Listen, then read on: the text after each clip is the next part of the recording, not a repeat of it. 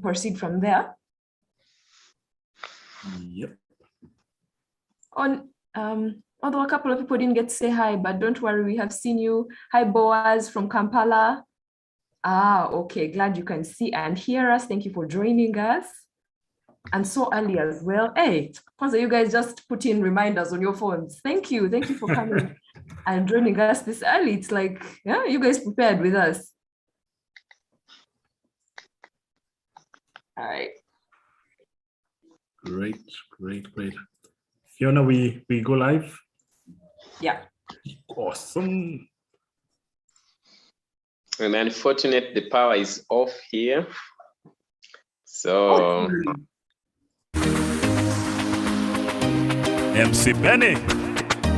Come on, East Africa. It's a party. Tell them. Afrika Mashariki. Twaja pamoja. From country to country, yeah. We gotta work together. We are leaders now. Aiming high for the better. Together. To make our nations greater. Our sharing to empower. So you lead, I lead, we lead together. So you lead, I lead, we lead together. We will lead, let your dream be a reality. We will lead, let your dream be a reality.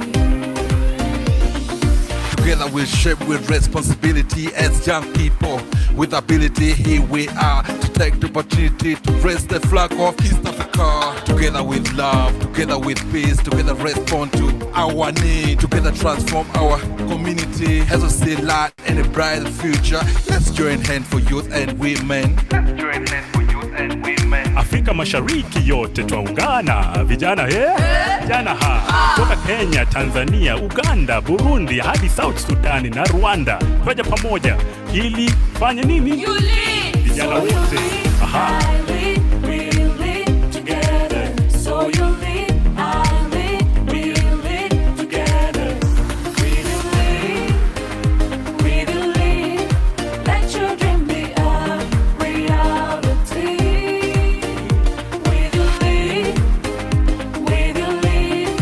let your dream be a reality.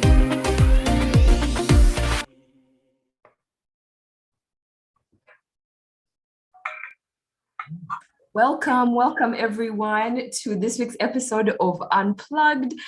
We are so excited to have you here. Absolutely everyone. Please comment in the comment section. Let us know where you're watching this from, what you do. We love to hear from you guys and connect. We are about to start a really exciting session.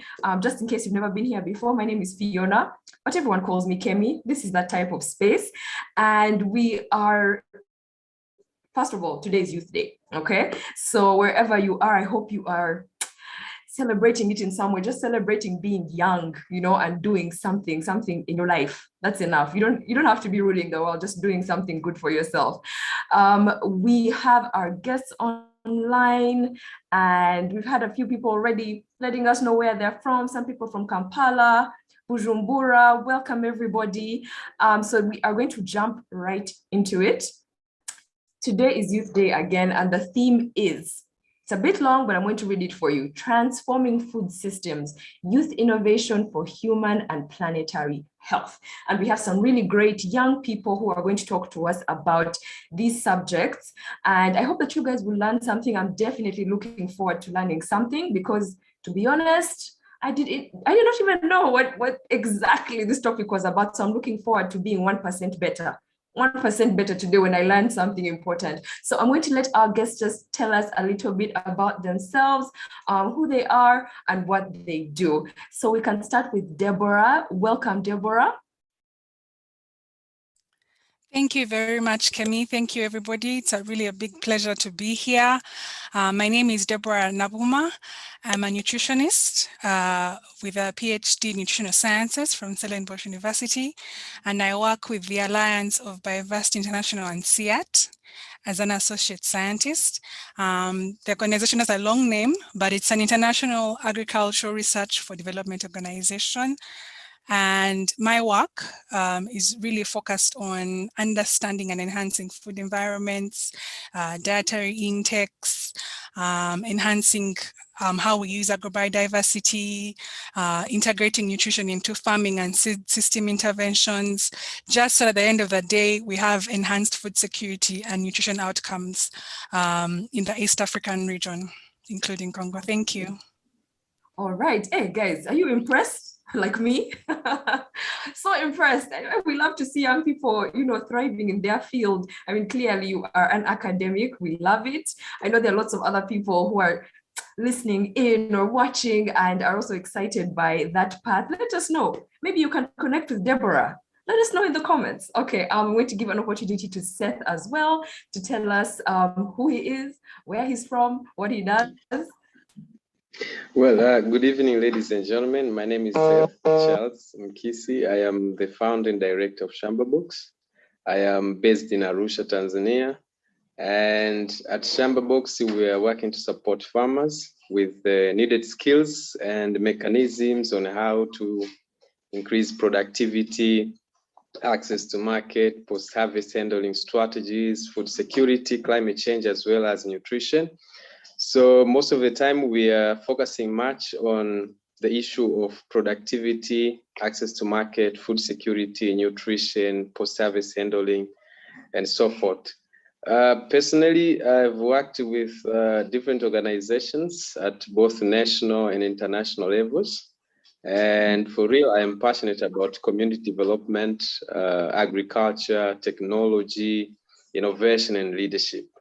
I am so excited to join you today as we are celebrating the International Youth Day 2021 under the theme Transforming Food Systems, Youth Innovation for Human and Planetary Health. Thank you so much. Thank you, Seth. Again, it's such a pleasure to have you both on here. Thank you for accepting our invitation. Thank you for gracing our little space here. So let's dive into the topic. Happy International Youth Day. I'll be talking a little bit when the comments come up. Happy International Youth Day, everyone.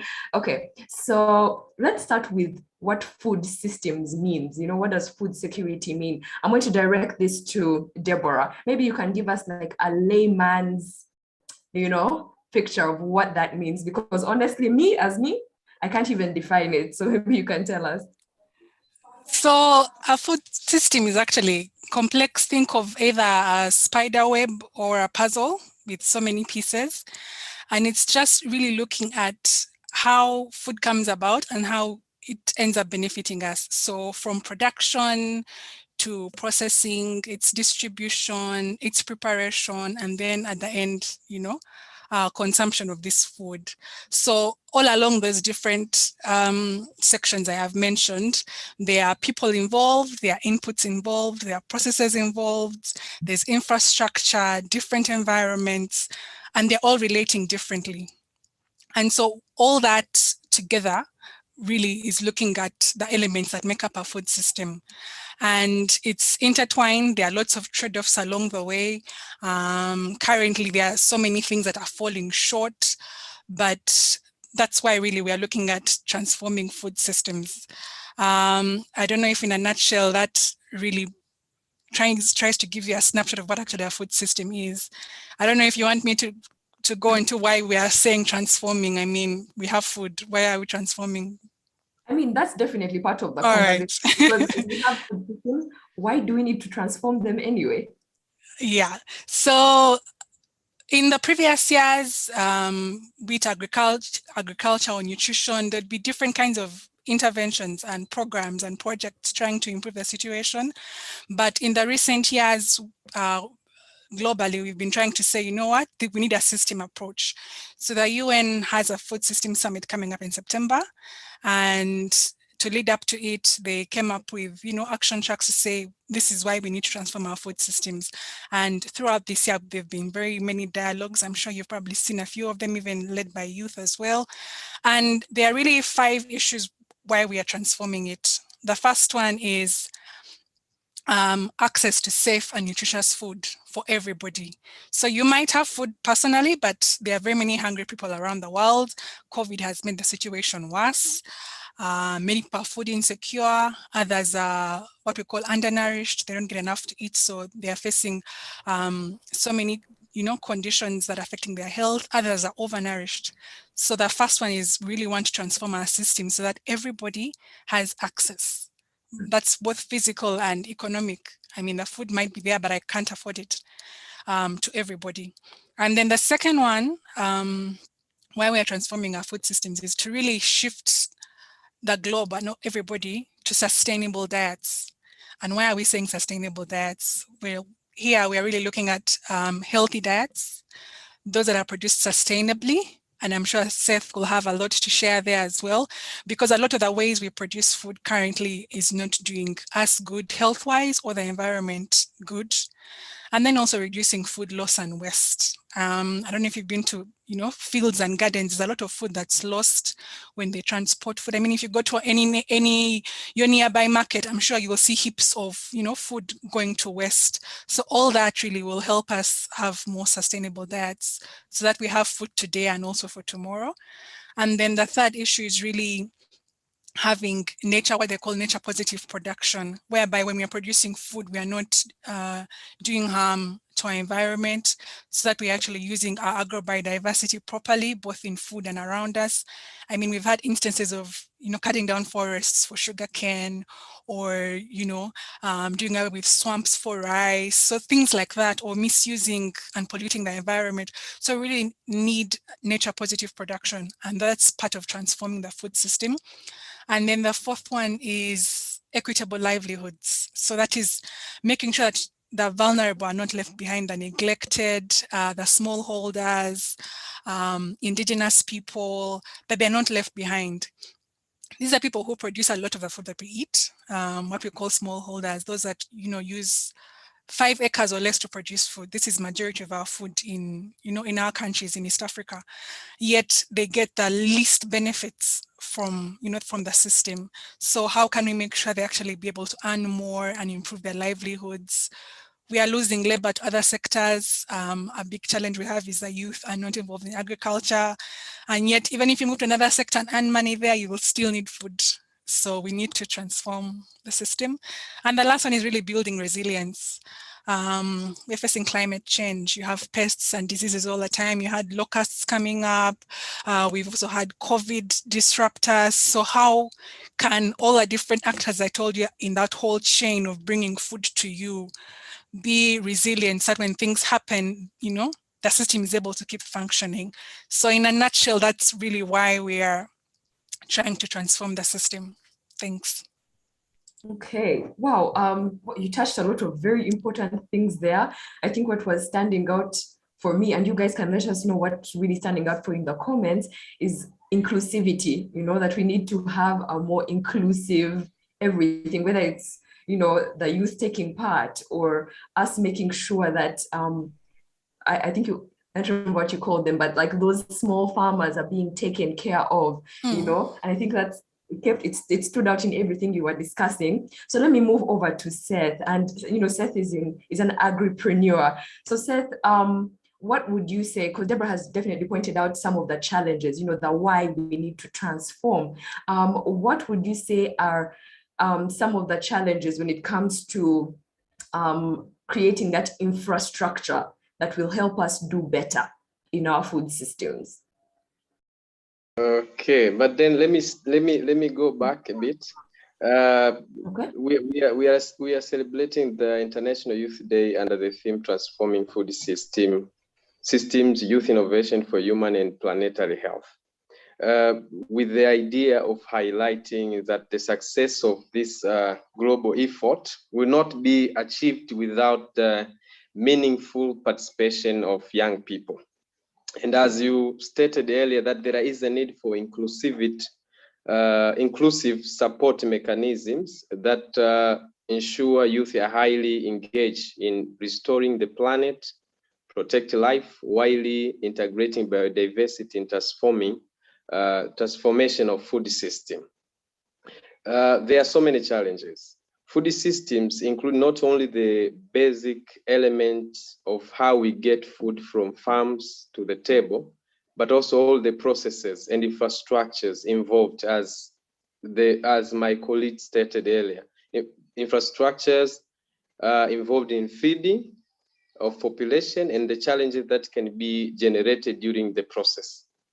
So there are so many things related to, related to the concept of food transformation. I've been to many meetings, and the term food system transformation is not defined, and sometimes the term goes unquestioned. But let's start there. What does the food system transformation mean? First, I think to address the challenges, first we need to get youth, policymakers, and CEOs and civil society to pay attention to what food systems are currently doing to the health system. For instance, to what extent the food system is generating greenhouse gas emissions, natural resource use, and livelihood. Like getting influencers to acknowledge that there is a problem is not easy. For food systems are delivering more food, but a lot of it is not very high quality. Food systems are delivering jobs, but too many are low paid. It's very true that food systems are delivering tax revenue, but not enough. So to add in nutrition, climate change and environment together in food system may seem like a bridge too far, but actually it is a bridge to a sustainable future. We don't have any choice. If we want to improve planetary and the human health, an increasing number of people, especially young people, get this argument. And a lot of good advocacy and awareness raising work needs to be done here by youth, civil society, scientists, and UN, as well as media, so that we can address the challenges facing the whole value chain, the whole food value chain. Okay. Thank you for sharing that. I think what you're saying is leading me to think, in the way we are producing food, how is that affecting the health of our planet, the health of us, the people that live on this planet? And I feel like that question is well directed to Deborah, because you're a nutrition expert as well. So is the way we are producing food affecting us in a bad way, and where we live, the planet? Yes and no. I mean, we're all still alive, so there's definitely something good going on. Yeah, but yes, there are very many gaps that we are facing. If I can just give a snapshot of what the smallholder farmers are facing, the ones who produce the bulk of our food. Soil fertility is a challenge.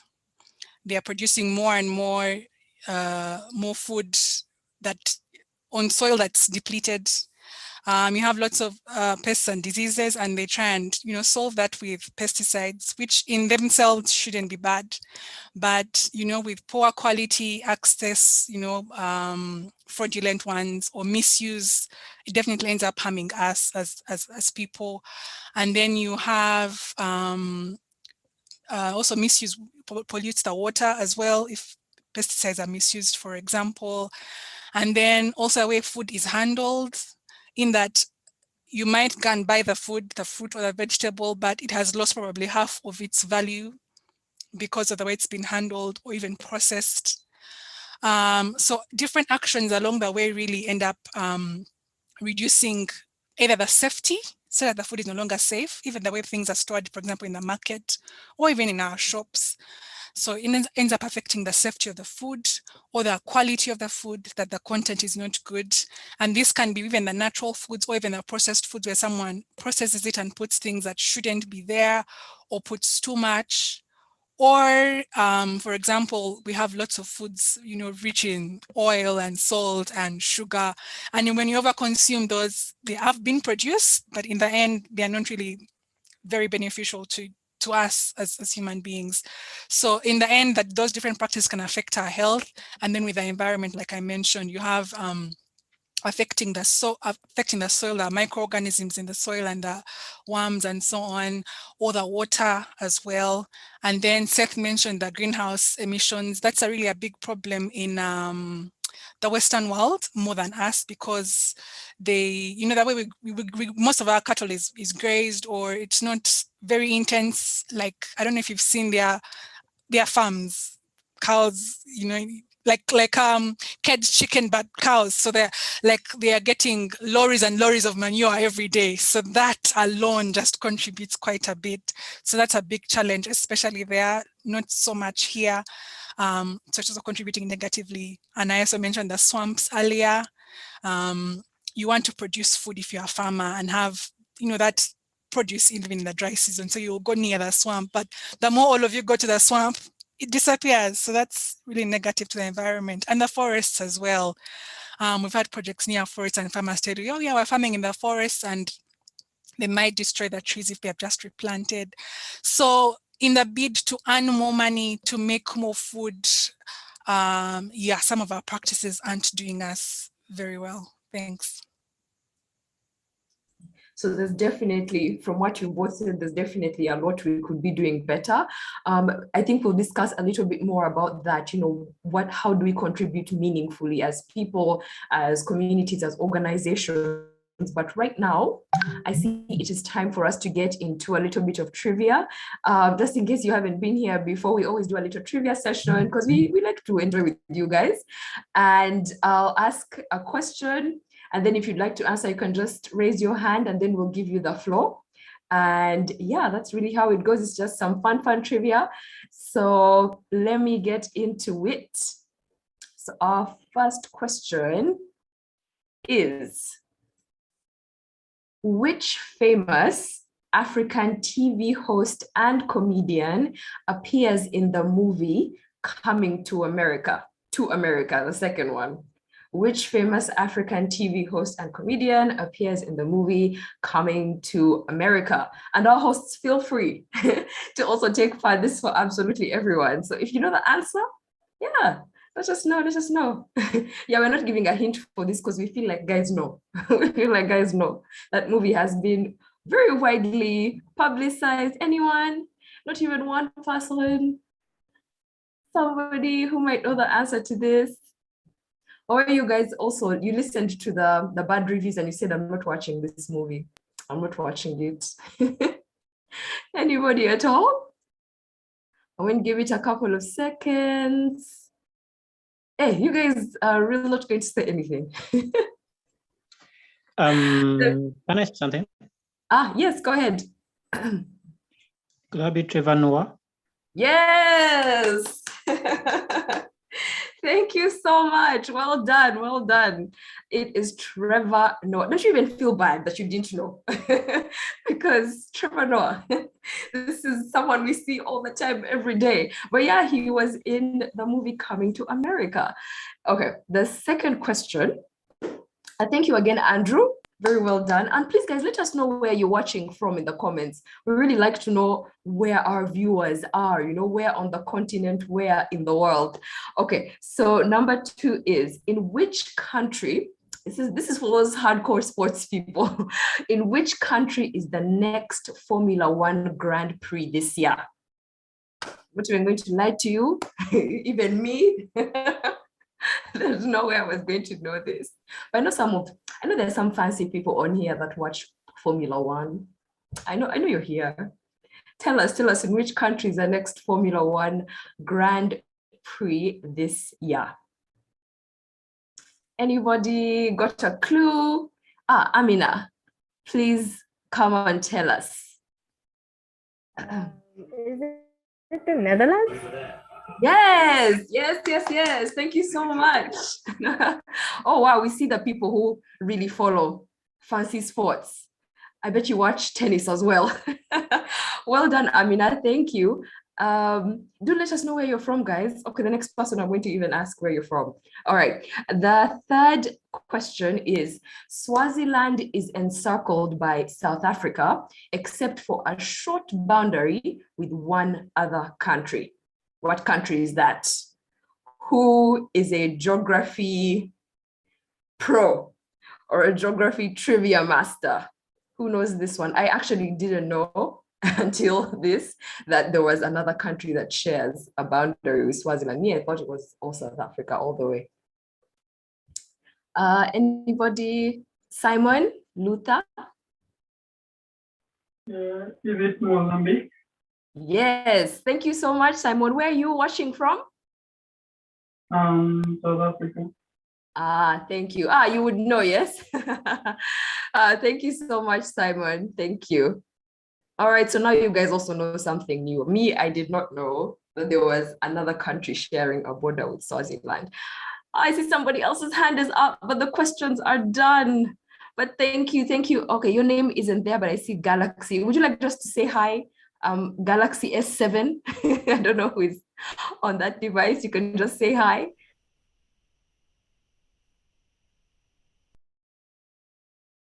All right, I think it dropped off maybe. Okay, let's just proceed. But I hope you guys have, oh, sorry, I see someone is having a problem, but Franklin, please respond to him. All right, thank you everyone for taking part in the trivia. I hope you guys learn from this stuff. Me, I feel like every week I'm becoming better at trivia. Like one day I'll just be like a proper trivia master. Okay, so we're going to get back into our conversation. And just in case you've just joined us, welcome. You are not late. We are still having this discussion on transforming food systems with our wonderful guests. Now, I would like to, let me direct this one at Seth. So we've talked so much about the challenges, you know, we've talked about what's wrong with our food systems. And clearly there are so many things we could be doing better. So Seth, specifically with regard to the youth, because, you know, this is a youth platform and we want to know what meaningful ways, you know, what meaningful things we can do toward improving these systems. It doesn't have to be on a large scale, even if it's just in our own gardens, in our own, maybe, you know, maybe someone does some small scale manufacturing, you know, they're somewhere in that process of, you know, of food systems. What can we be doing better to contribute to this? Okay, well, I guess what we should be doing as young people at this point is to come up with innovative ideas. For instance, we should find ways on how we can integrate the use of technology in the food value chain in all areas. For instance, from the production to the access to market, what kind of technologies can be applied in those areas and provide positive results. We have talked about food waste and spoilage. In developing countries like Tanzania and other African countries, more than 40% of fruits and vegetables spoil before even they can be consumed. What do we do? What kind of technologies can be applied to support the post-harvest handling of these products, fruits and vegetables? We have talked about the issue of climate change. Most of smallholder farmers who are living in rural areas, they are not knowledgeable about how, they are not knowledgeable on how to adapt and how to mitigate climate change. What should be done? What can we do, we as young people, at the individual level, to the local level, to the national level, and probably to the international levels? We have talked about the health and nutrition, like there are now the rise of non-communicable diseases. How are we addressing the issue of nutrition? We are producing foods, and these kind of foods we are producing they do not have nutrition. What can we do to make sure that we produce food with nutrition?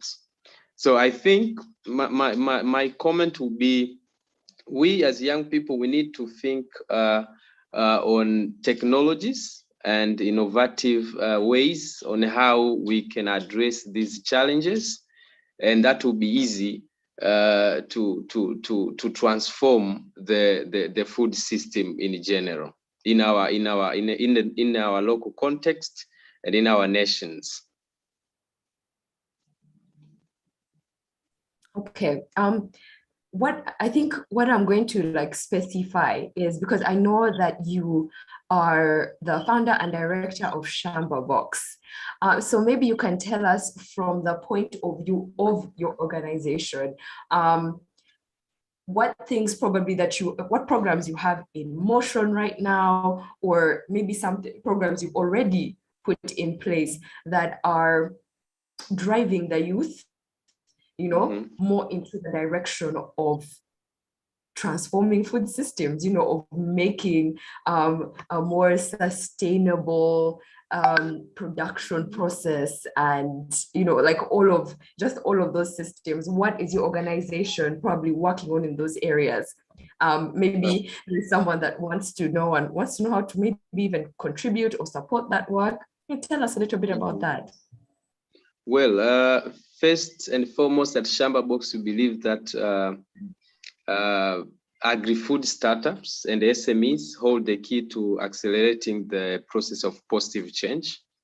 And it is the brave entrepreneurs and brilliant youth and startup that will help us to turn Tanzania's and Africa's agri-food systems. Sorry, Sylvanus, kindly mute your mic.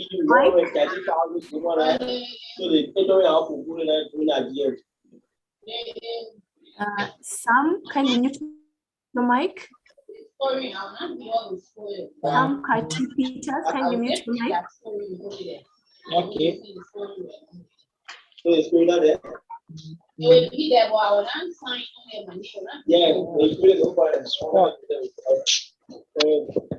Please mute your mic. We can't hear.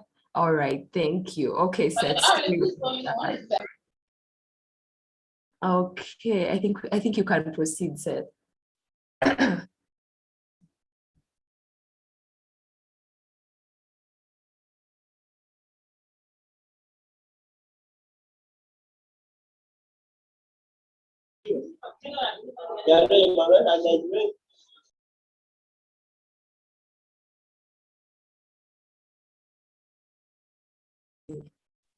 Sorry, okay. Seth, sorry, we seem to have somebody else. Guys, let's make sure all our mics are muted so that we can listen to one person at a time. Okay, Seth, are you still there?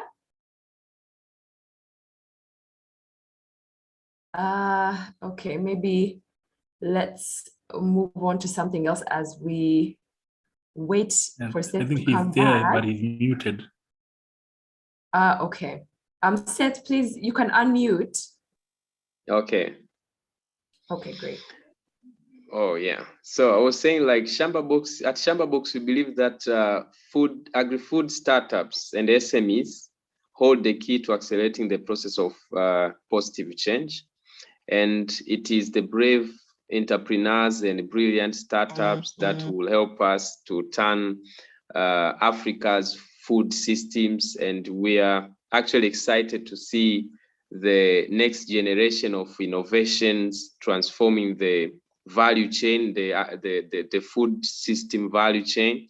And that's why we are dedicated to building and shaping the innovators of tomorrow by bringing together the latest and best technologies, the most advanced skills and training programs, and the most disruptive business models. We can empower the agri-foods industry and society to innovate together. So we have been organizing several programs, and one among programs we have organized last year, we organized the project titled Agri-Food Business Incubator, and we invited young people for the training. And then after the training, we had a mentorship session, and later on we had a demo day. So these people, they pitched their ideas, and we selected some few ideas and connected them with partners and investors. And at the moment, they are doing great, because most of the ideas that we picked, they were in food system. And we were trying to see best ideas which are trying to integrate the use of technology. They are trying to integrate the use of technology in the process of production, access to market, and storage. So we are having almost 25 young people who are running those ideas. We are still interacting with them, and that is what we are doing. We are building small companies and businesses in food and agricultural value chain. Okay, thank you, Seth. That's amazing work. I feel like, I don't know if you guys that are viewing this use this as an opportunity also to find like-minded people, because you might be in this industry as well or thinking of getting into it. This is a great space for you to find out the different people that are actually taking active part, and you can connect with them. So thank you for sharing that. I think what I was really, I'm such a lover of entrepreneurship, and when I hear there are programs that are actively supporting, young people who want to innovate, that is something that makes my soul sing. And I'm sure a lot of young people here think the same thing. So let me go back to Deborah, and I'm going to ask you the same question. In the field, I know you specialize in nutrition, and in your organization, right? What are those steps you might be taking already, or steps that you feel really need to be taken in order to incorporate the youth meaningfully? Or what can we do? What can the youth do to contribute to this? And that's on every scale, even if it's just in our homes. What could we be doing better for our planet's health, for our own health, for food systems? Thank you. So our organization, like I said, it's an agricultural research organization, and our research is really for development. So we really are either investigating issues that are going on, understanding the problems. Like I told you, think of the system like a puzzle. So we're trying to take those pieces apart and understand them more, get evidence, because you can't intervene, or government can't have programs without evidence. So we really try and get as much evidence as we can so that we inform, policy, and also keep trying out different innovations and bring them to scale. Because when you fix one small problem, sometimes you create another problem. For example, if maize or cassava is having pests and disease, and then scientists come up with a type that is able to withstand that disease, and then everybody grows that, but then you lose out on all the other local types that would help us later to help to withstand climate change. So all those synergies and trade-offs, we keep looking at them. And as in the recent past, I think since I joined, we actively try and make sure we involve the youth. If we are looking at the value chain or production, we try and make sure we capture the voice of the youth and try and see things from their perspective. Can you hear me? Okay. I can hear you. I think maybe the issue might be on their end, so you can proceed. All right. Yeah. So yes. So that's what we do in our research. We try and make sure we try and incorporate the youth, we incorporate the women, we incorporate, all the voices that we might previously have not been hearing. But to your question on what the youth can actively do as wherever they are, I think the first thing I would like to say to everybody is that there's so many ways you can get involved, like whether it's a career or a business, or it's diverse, from apps and platforms and information, and whether it's processing or it's distribution or transport. There's so many skills and services where someone can actually engage and earn an income. And Seth has really mentioned a lot about that. I think another thing that we have as youth is we are quite loud and visible currently. So we can actually also support and advocate for these things, support and advocate for the hungry, causes that are supporting the hungry and the vulnerable, add your voice to them and support in any way that you can, whether it's, nutritious diets or food loss, or someone is producing sustainably. If you can afford it, support their initiative. You see a call that, this swamp and this forest is going to be taken up, support and advocate for the right thing. That's a way that as the youth, we can take part. Also in our own homes, we need to look at our own diets. Are my diets healthy? You might be having food, but actually you're not food secure at all. So basics are nice, because I like saying stick to the basics, because a lot of information out there on what you should eat. Stick to the basics, have a balanced diet, the colors on your plate. Is more than half of your food high in salt and sugar and oil? Check that, for your own home. You can also look at your own food waste in your home, and just watch that as well. And then if you're in production, try and look for methods that are not going to be harmful to the environment, and reaching out to programs like Shamba Box for Seth, where you can learn more. And even in your own country and community, you might find, places you can learn on how to do things better. And then also just the environment. Plant a tree, manage your waste, clean energy. These are some of the actions I think that we can do day to day, really, to just do a small bit. Thanks. Thank you so much for that. I think you've touched something very important in just the daily things that we can do. How are you managing the food in your own home? How are you eating? How is your family eating? It's interesting because you said that you can have food and not be food secure. That really stuck for me, and I feel like it's something we should all also take with us. Are you actually food secure? Are you using your voice? You don't have to be an organization. You could be just one person, but are you actively looking for these places? Even just being in this space, this is a place where you can learn about these things and do better for yourself, your family, your community. So actively seek out those spaces so that you can be informed, because when you're informed, then you can actually do something, because I'm really a big believer in doing your 1%, because if everyone is doing 1%, then we really have, I think that's how we get impact. That's how we get to a point of impact. I see someone was having a little bit of trouble. I hope it's okay now. Guys, please do feel free to ask questions and contribute and let us know where you're from. Tanzania, Uganda, Burundi. Hey, welcome, guys. Welcome.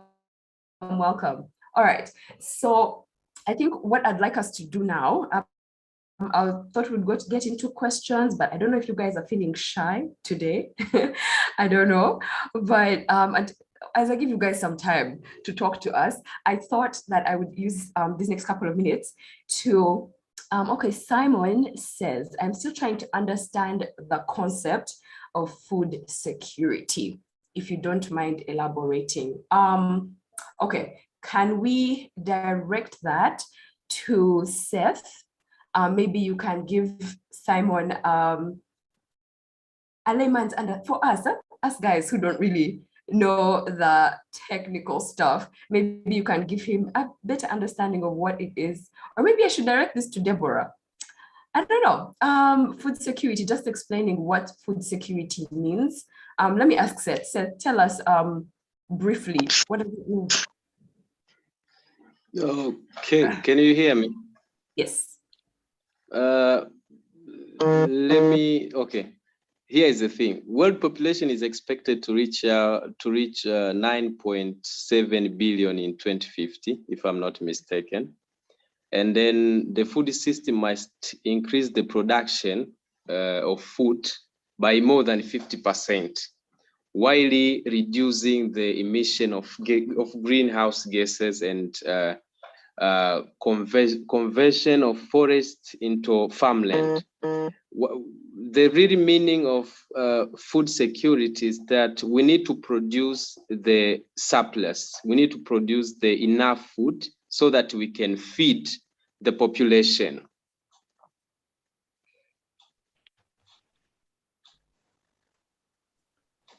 Okay. I don't know if Seth went off. Oh, Seth, were you done? Okay, let me just go back to Deborah, because Seth talked about the quantity of what we are producing, but I feel like this is also, this whole topic is also taking us towards the quality of what we are producing, you know, like just how sustainable, because we could be producing, in my mind, I think we could be producing a lot of food, but is it actually meeting all these different needs? Good question, because indeed, that's almost when we talk about food security. So we say that someone or a household or a community or a country is food secure when all people, all, whether young, whether old, all people are able to have physical and economic access. So either food is near me, I can access the store or the garden, or I can afford the food. And that food needs to be sufficient, so enough for what I need. It needs to be safe. It needs to be nutritious. So if it's not meeting all those criteria, then there's something missing. And then it needs to be able to meet my needs so that I'm healthy and active and also appropriate for culture. Because if you come from a place and I'm giving you a food completely out of your norm and your preference, you're not very secure. And then all of that needs to be available all the time. So just because I have a lot of food in these 3 months, and then I have 2 months where I'm struggling, I'm still food insecure. I am not secure at all. So that's why I said that, you know, you might have food in your home, but it's not nutritious. So I would still call you food insecure. Then someone else might be having, you know, nutritious food, but it's not enough for their family. So they're also still food insecure. So all those boxes need to be there all the time. So the thing is, right now we have people who are hungry, who don't have enough already. So we have a big issue to handle there. And then, like Seth has said, the population is increasing. The land is not increasing. So where is that food going to come from? So there's a really, it was big in the pre-summit that we had, that how can we produce more using less? So I think in a snapshot, that's what really food security is. So it's not just quantity, it's the quality, it's the diversity. I mean, I normally give this example, like in communities, that if you have, you know, enough maize meal or posho and enough beans, you know, let me even add, let me say 1 green vegetable, and that's healthy on a plate, isn't it? But if that's all you have from January to December, you're not food secure, because you will be lacking nutrients by the end of the day, because the more diverse your diet is, you know, the more healthy that you are. So that's where, you know, all the gaps come in, as, you know, you look at yourself or your family or your community. Yeah, thanks. Thank you, Deborah and Seth. I feel like you've given us you've really helped us, because I honestly, I never thought about the so many boxes that need to be checked, you know, what are we eating? Is it nutritious? Is it enough? There's actually a lot to think about. And I feel like if anybody else is thinking the way, you know, what I'm thinking, it's a wake-up call. It's a wake-up call. Jennifer Achayo says, as we push for new technologies, we should also find a way to convince people to take up already existing technologies. For example, until recently, scientists were stuck with rice containing vitamin A in their labs and field trials, yet people are struggling with vitamin A deficiency and even going blind in some countries, relying majorly on rice as a source of calories, just because they don't and won't understand the technology used to produce this biofortified rice. Now, what Jennifer is saying, I feel, is directed to Deborah, because I've read a little bit of your work. And I can't even say that I exactly know what, you know, this means, but I've seen you talk about this type of thing, and it's so nutrition related. So I'm going to let you just comment on, you know, on Jennifer's comment. Go ahead. Thank you. And thank you, Jennifer. That is very true. There are so many technologies that are coming up, even from, you know, for example, our margarines and our oils are fortified with vitamin A. And that was a policy. It came from evidence, from research, and then governments took it up, and now it's mandated. Like if you produce oil, fortify it so that populations are getting it. But yes, we have orange fresh sweet potato. I don't know how many of you have seen it. Not yellow, but like actual orange. So it's been bred, not GM, it's been bred to have more vitamin A. And then the rice that Jennifer mentions. And then there are also people working on maize. There are people working on bananas. And then even just when you look at, for example, bananas by themselves, there are types, so many types, and there are types from different parts of the world, which are actually quite high. So I think I like Jennifer's call that when there's something new that contributes to your nutrition, learn about it and embrace it. She's given us an example by fortified food or fortified products that are on the shelf, or it even could be in production, a new way to dry your food so that you save nutrients, or a new way to deal with your pests so that there are less residues. Don't be afraid to take up technologies. So thank you. All right, thanks, Deborah. Simon says, what do you guys think about lab meat? Livestock produce a lot of greenhouse gases, mainly methane, but lab meat reduces greenhouse gases at significant levels. He's asking for opinions on this. Seth, do you have something to say about that, the lab meat? No. No? Okay. I think this may also be probably a little bit more on Deborah's side. Deborah, do you have a comment on, he's curious to know, what you guys think about lab meat?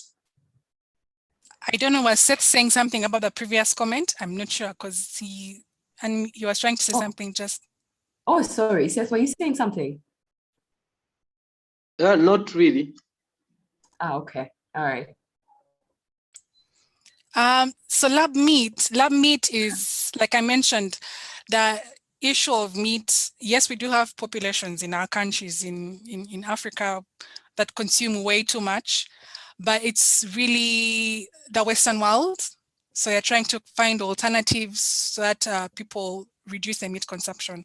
So of course, even in here in urban areas, we do have people who need to reduce their meat consumption. But I think for our setting, it's not really, honestly, a very big issue, because if I'm not eating meat, there are so many other things that I could eat that would, give me the nutrients that I need that I might be missing in meat. And so we have that diversity and that food, available to us. And I don't think we really have that much available here. The closest thing would be tofu from soybean. But yeah, people are working around the world to solve different problems. So there are people who want to leave meat but can't really leave meat, so they are missing texture and smells and that's what the research is directed to. So there's so much research going on. It just depends, is it meeting the local context? So in our context, that's not really so much, but there are soy products and tofu there that are healthy. So try them out, support the people who are making them, if you can afford them. Yeah. Okay, I think that definitely, it made me think of how, options, right now everyone is looking for all these different options. People are vegan, and I saw that jackfruit is now like, something they're using to create a texture of meat. Very, very interesting. I think nutrition is becoming more and more wild as we go on, but I also think it's amazing that people are exploring all these different options. Let me see, our last one, I think, Morhula. Okay, not two. Okay, let's start with Christian. Christian says he works with Youth Up Foundation Uganda. Can you kindly share with us some available opportunities to support refugee youths that are contributing to food security by their agriculture activities within urban and rural areas in Uganda? Okay, I'm not going to give this to these guys unless you guys actually have a contact for something like this. You can wave and let me know, but I think that this is something that we'd be happy to discuss further. I'm going to save your email, Christian, and then perhaps we can have a discussion at a later time. Okay, then Esther says, when food security is talked about, it is normally perceived as far-fetched, discipline, fancy. How do we bring this closer to the common man? How do we make it a household term? Okay, I mean, I see what you're saying, Esther. Let me Seth, would you like to say something about this? The fact that, you know, people think food security is for the rich.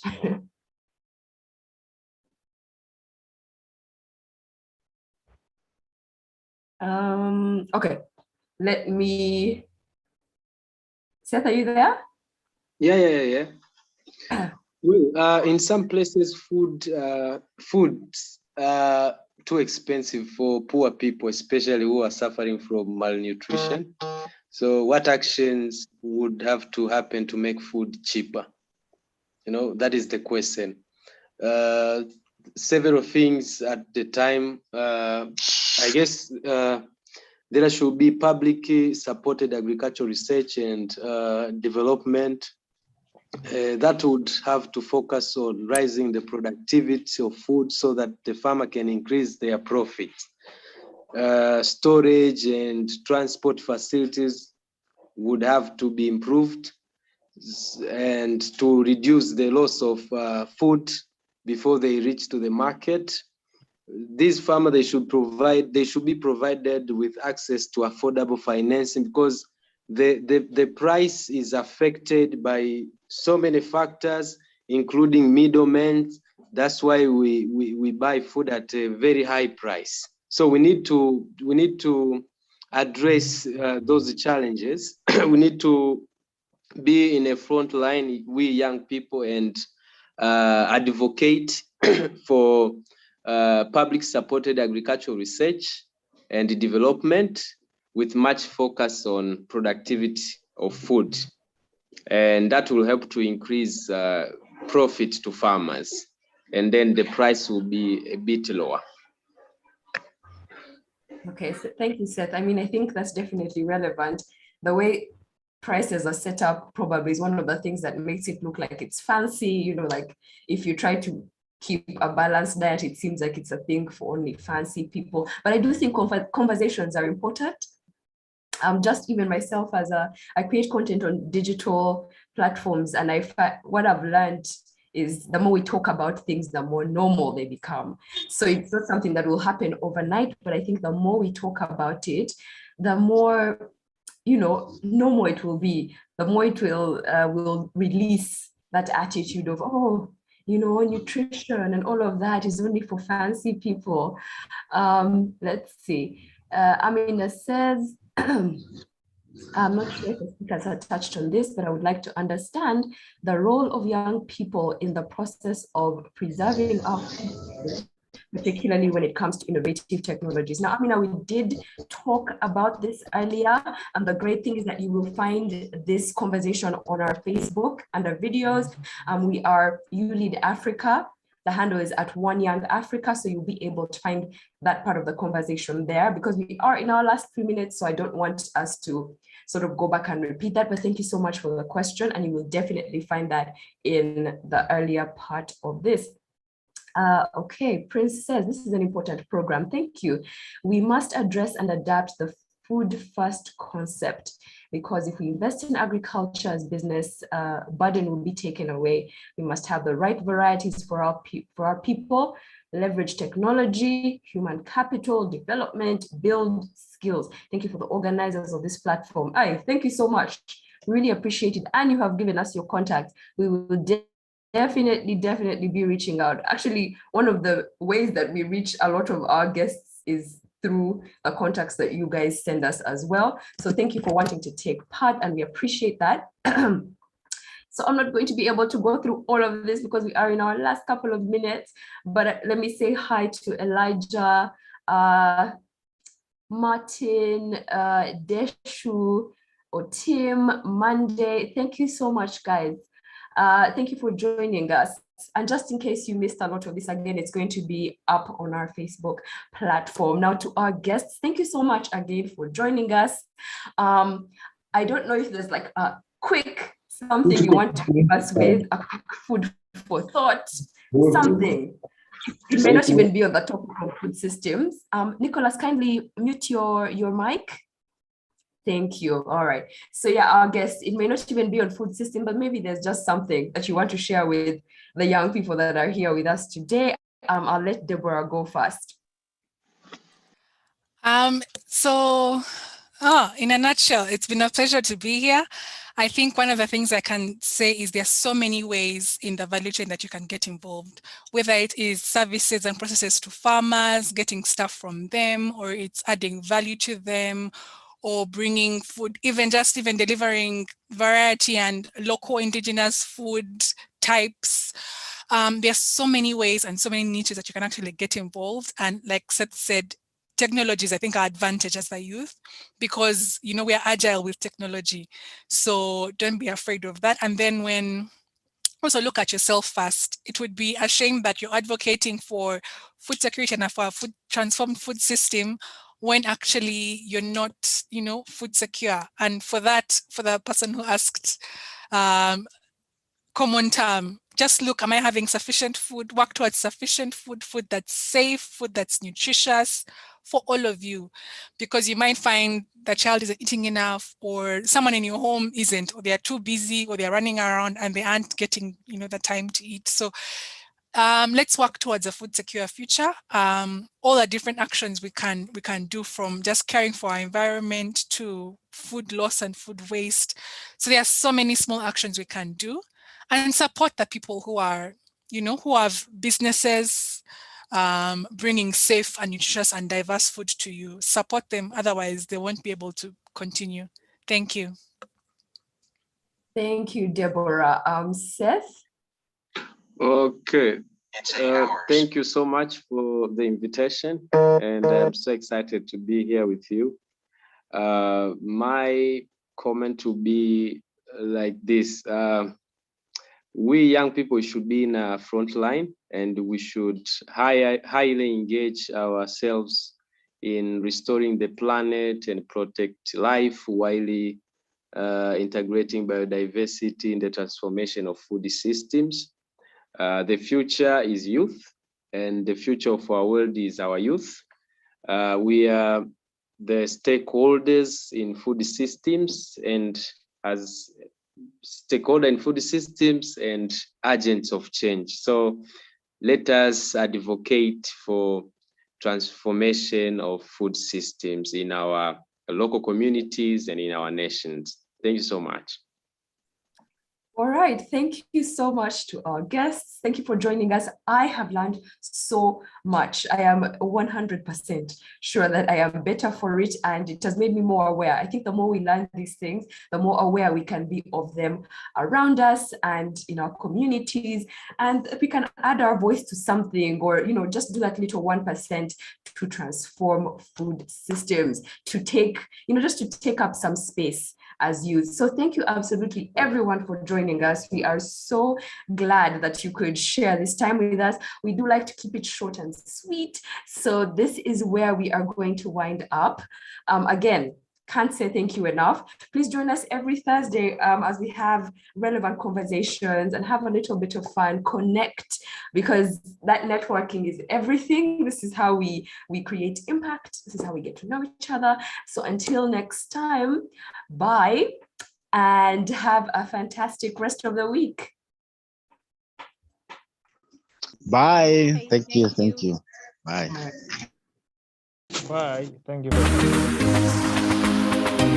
MC Benny. Come on, East Africa. It's a party. Tell them. Afrika Mashariki. Twaja pamoja. From country to country, yeah, we gotta work together. We are leaders now, aiming high for the better together. To make our nations greater, by sharing to empower. So you lead, I lead, we lead together.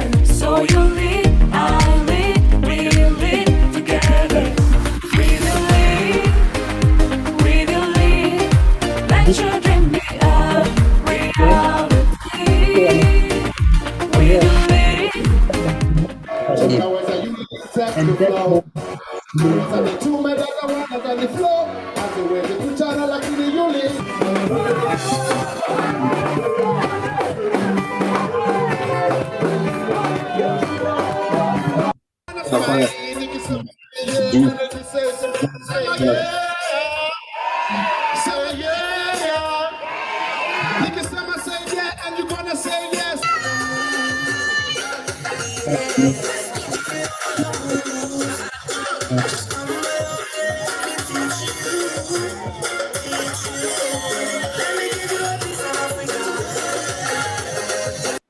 And I had to work harder if I wanted to retire blissfully. A woman, she makes you taller. She's something like a spine. A girlfriend is nothing more than a sling or a back brace, nothing a lot more than a care package after earthquake. See, in our days, most of us are too willing to sign packages a little.